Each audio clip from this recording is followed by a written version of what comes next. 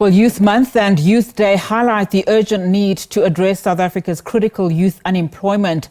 Youth aged 15 to 35 years, making up around 63.3% of the population, continue to face significant barriers to workforce inclusion, having a 45.5% unemployment rate, in contrast to the national average of about 32.9% in the first quarter of 2024.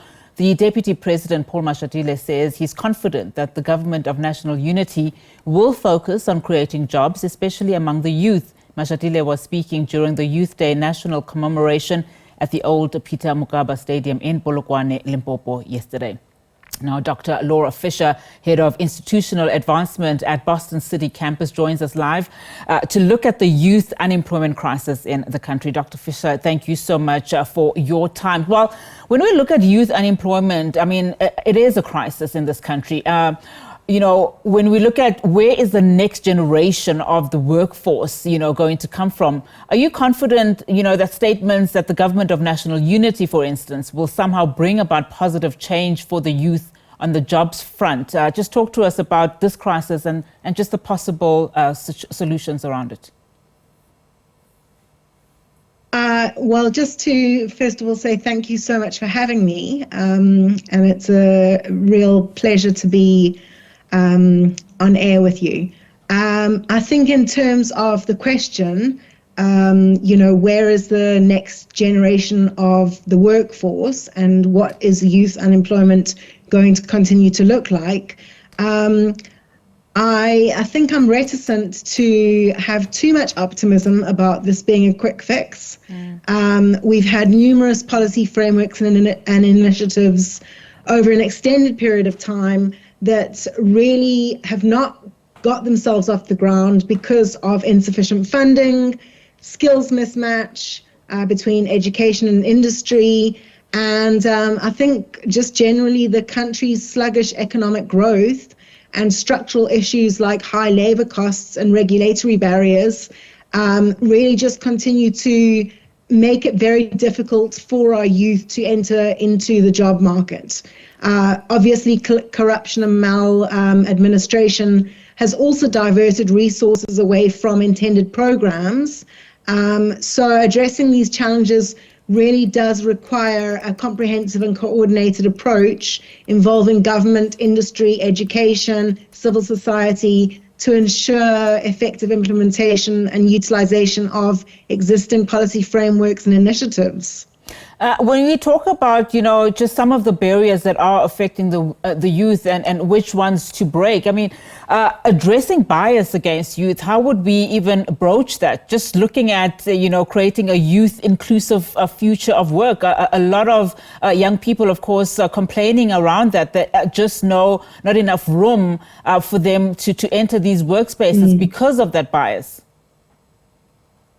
Yeah, I was very shocked by a recent study from LinkedIn that showed that 50% of workers between 18 and 28 had left jobs in tech and IT because the company culture made them feel uneasy or unwelcome.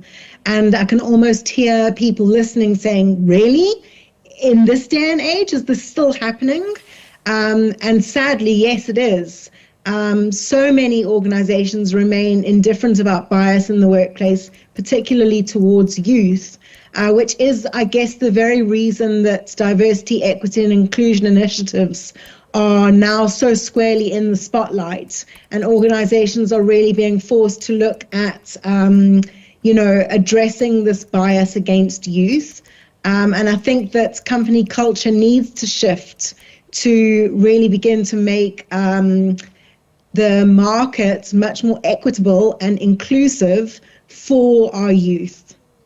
And I mean, it is surprising in terms of, the example that you just gave, because one would think that at least the IT space and the tech space is just one of those companies or industries where the breaking no job, no experience cycle would actually happen. So it is worrying to hear that. So where then is the first point of call here when we try to look at just the problem that we have at hand? I mean, you mentioned, of course, the crisis that we also have from the economic picture perspective, but where then do we begin? Yeah, I think what you just said around no job, no experience, and that cycle is a very frustrating catch-22 for many young people. So where do we begin? That's the pressing question. I think that we need to begin by really acknowledging as a country that it is absolutely imperative that all young people get a matric. I mean, for those who have less than a matric, the unemployment rate is around 53%. Once you've got a matric, the unemployment rate drops to around 33%. And then once you get into the higher ed space, into a higher certificate or a diploma, it drops to only 21% risk of youth unemployment.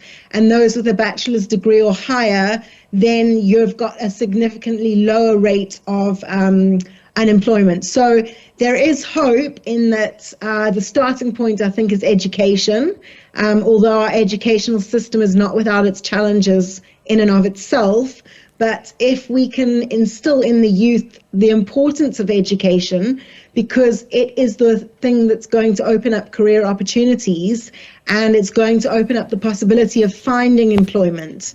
And then I think just to touch on one other thing that you said, so firstly, definitely just us reiterating and driving home the importance of education, but also us driving home the importance of within our educational frameworks, within qualifications, short programs that students are doing to get skilled, there needs to be important initiatives like experiential learning, apprenticeships, work integrated learning that really bring together the knowledge base that students are gaining through their education with the skills base that they need to enter the job market.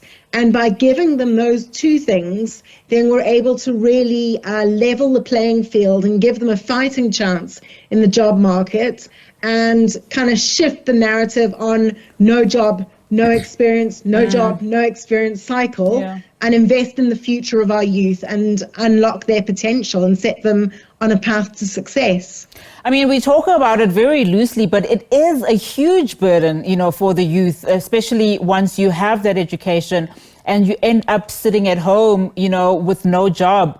Some have described it, in fact, as a ticking time bomb. I would imagine it will then be a problem for all of us. So if you have a young person sitting at home now between the ages of 15 and 34, as we've just earlier alluded to, how best can they, defeat some of the loopholes that are there or just, take advantage of some of them? I know a lot of the time we throw entrepreneurship, into the fray, but I suppose it is that time where we have to look at other solutions outside of just, waiting to be employed by somebody else.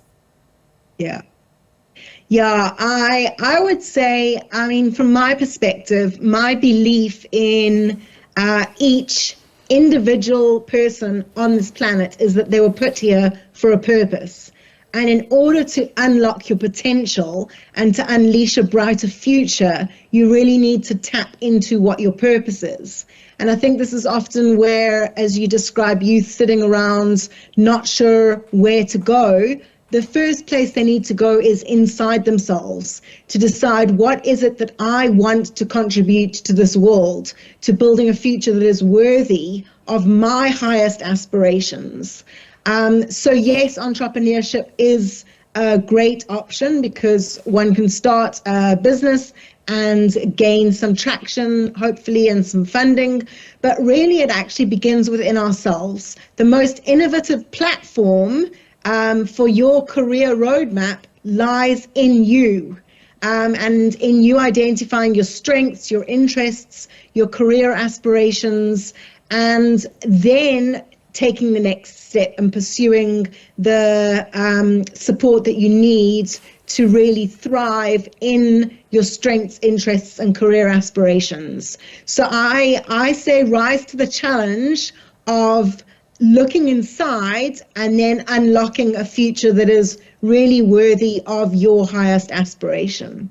It is, in fact, a very good first step. But thank you so much, Dr. Fisher, for your time on the show. Dr. Laura Fisher, Head of Institutional Advancement at Boston City Campus.